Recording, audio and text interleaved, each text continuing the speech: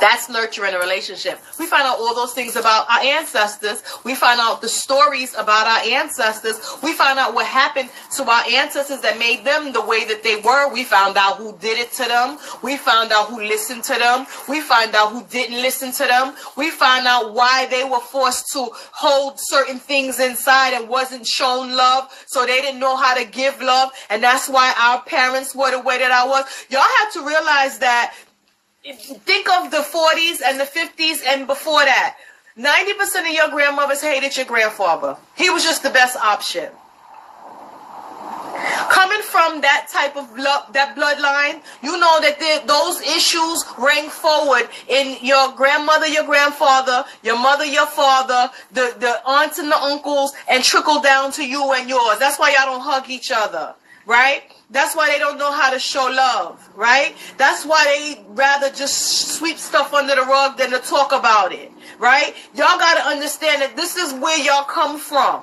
So when you get the real stories, it makes it much more understandable as to why these people were the way that they were and why you ended up the way that you were. Now, I'm going to look at these stories about them and change the way that I act, respond, and deal with my loved ones, my children, my mate, and the people around me, because I now have a choice and I now understand why they were the way that they were. Let me learn how to hug my children, listen to my children, communicate with my man, tell him what I need. They don't read minds, right? Tell him your love language. Some people just think that the man is supposed, that the woman, that they don't know until you tell them. And if you don't know it, how do they know it? It's not fair. And it won't survive. Okay? Thank you. It's not fair and it won't survive. So when I say looking at your line, you got to look at all your people and work backwards to see who did what to who. Who didn't treat someone right.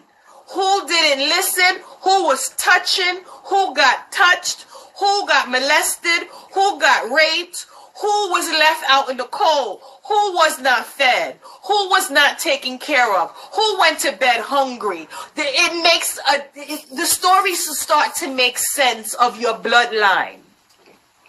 And remember that because they're not here anymore, they understand now, once they drop these flesh suits, the repercussions of their actions and how it has led you to be who and what you are today. And they are willing and more than able to assist you in your walk going forward, because they understand where they dropped the ball.